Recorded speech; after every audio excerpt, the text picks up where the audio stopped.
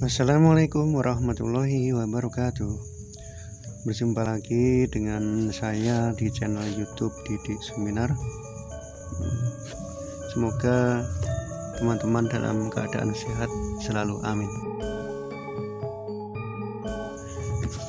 Ini saya sedang berada di makam Ki Ageng Selo ya, yang tepatnya berada di Desa Selo, Kecamatan Tawangharjo, Kabupaten Grobogan ya. Jangan lupa like dan subscribe channel Didik Seminar. Ini merupakan gerbang masuk. Ini tarif parkir ya, tarif parkir untuk kendaraan. Kemudian ini masih di luar gerbang, di sekitar makam Ki Ageng Selo. Oke, kita langsung masuk saja ke lokasi makam Ki Ageng Selo ya. Kita berkeliling-keliling dulu. Ini merupakan serambi Masjid Ki Ageng Selo ya. Ini lokasi parkir di makam Ki Ageng Selo ya. Lumayan luas untuk parkir kendaraan untuk para peziarah ya. Kebetulan hari ini saya berangkat di lokasi ini pagi sekali, belum banyak peziarah yang datang. Ini merupakan pepali dari Ki Ageng Selo ya. Pepali merupakan nasihat dari Ki Ageng Selo untuk anak cucunya ya. Kita semua ini ya harus tahu bahwa pepali itu antara lain adalah: 1, jangan berbuat angkuh; 2, jangan bengis dan jangan jahil; 3, jangan hati serakah; 4, dan jangan panjang tangan; 5, dan jangan memburu pujian; 6, jangan angkuh, orang angkuh lekas mati; 7, dan jangan cenderung ke kiri itu ya.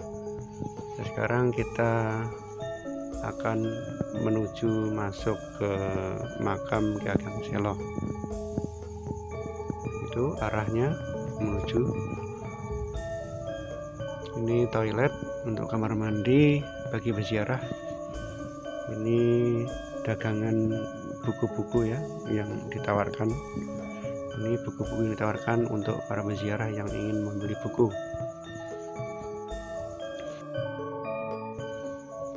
Ini cindera mata bagi para peziarah yang ingin membeli. Ini kita masuk ke gerbang masuk makam ya, gerbang 1. Kita akan menuju ke ruang pustaka ya. Ruang pustaka di sini ada apa di dalamnya? Mari kita masuk ke dalam. Ini ada buku kunjungan. Ini gambar-gambar ya.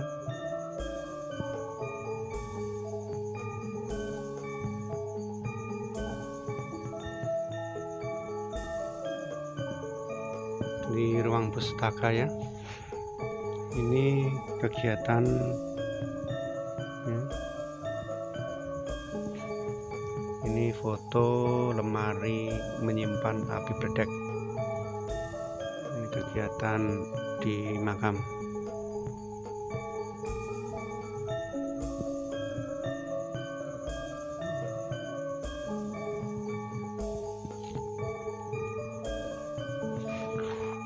Ya, ini ada hal penting ini.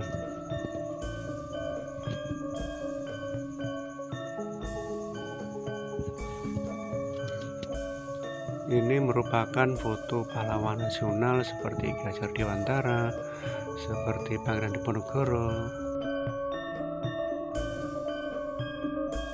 Ini semua merupakan keturunan dari Ki Ageng Selo.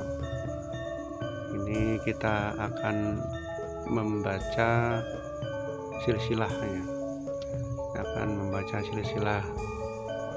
Yang akan saya sampaikan adalah silsilah dari Ki Ageng Selo. Ya, silsilah dari Ki Ageng Selo itu adalah dari trah garis keturunan Brawijaya V. Brawijaya V menikah dengan Wandan Kuning, kemudian mempunyai anak Bondan Kejawen. Bondan Kejawen menikah dengan Nawangsi, yaitu Nawangsi adalah putri dari Ki Ageng Tarub.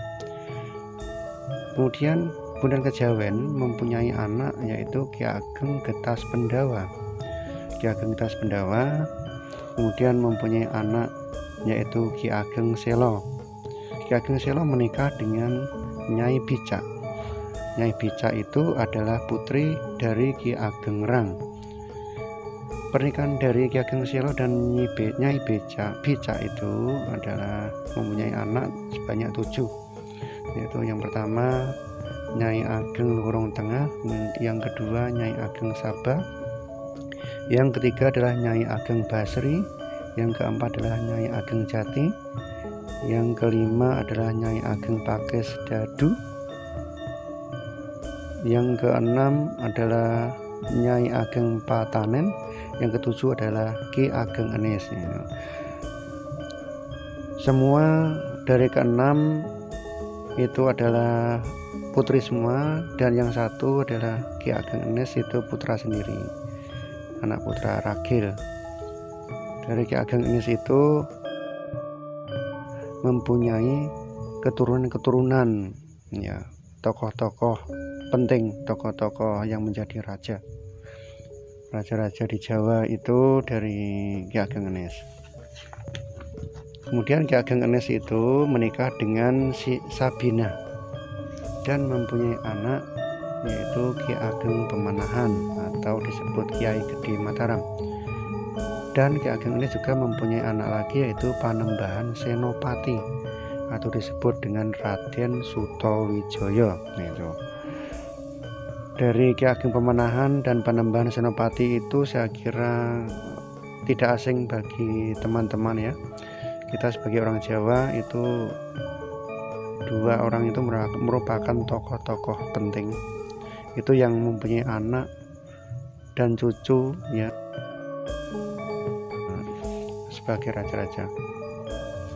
Itu ya, kita langsung untuk melanjutkan masuk ke dalam. Ini gerbang kedua, pintu masuk menuju makam Ki Ageng Selo. Di dalam terdapat banyak makam ya. Ini merupakan makam-makam yang mungkin adalah murid atau juga sahabat-sahabat dari Ki Ageng Selo, pengikutnya juga. Itu ya, kita langsung menuju ke arah utara ya, ke arah utara untuk menuju ke makam Ki Ageng Selo. Itu di kiri dan di kanan banyak sekali makam-makam dari sahabat-sahabat murid-muridnya dari Ki Ageng Selo. Itu ya.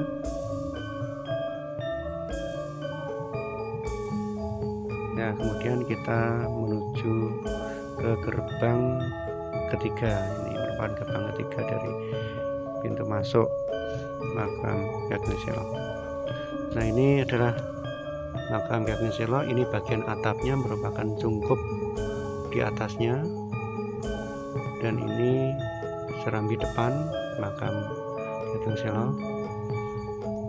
Ini adalah para peziarah di luar makam di serambi ya, karena harus seizin suruh kunci untuk masuk ke dalam makam. Nah, ini adalah bagian dalam makam Ki Ageng Selo. Ini batu nisannya terlihat ada di bagian dalam makam Ki Ageng Selo. Ini ya, bagian dalam. Ini adalah bagian luar dari makam Ki Ageng Selo. Bagian serambi juga ada 4 makam. Itu ya, kurang tahu ini makam siapa. yang jelas itu adalah pengikut dari Ki Ageng Selo. Ini bagian barat dari luar makam. Bagian sebelah barat juga berbatasan dengan sekolah MA Suniah Selo.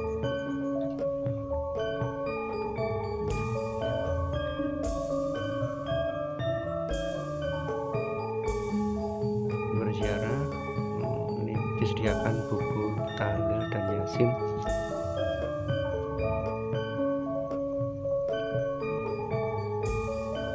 Kemudian di bagian utara ada lemari untuk menyimpan api bledek, namanya itu, menyimpan api bledek.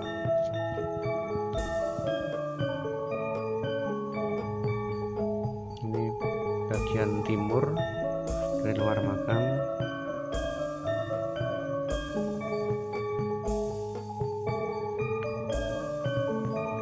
Kemudian kita akan menuju ke pohon ya, sebuah pohon yang bersejarah ini, pohon bersejarah yang dinamakan pohon gandrik itu ya. Nah, ini ada tulisannya di situ.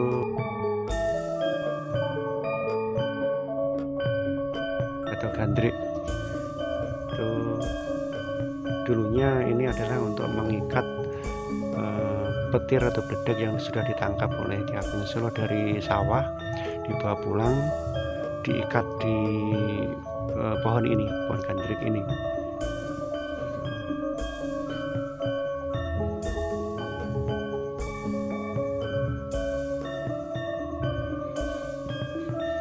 Ya, perlu diketahui bahwa Ki Ageng Selo itu merupakan tokoh besar ya di Kabupaten Grobogan.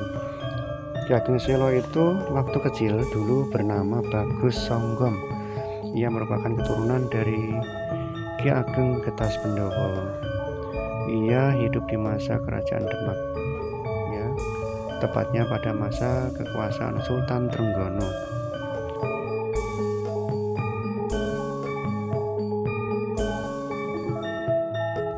Ki Ageng Selo pernah ditolak menjadi prajurit Tamtama Kerajaan Demak.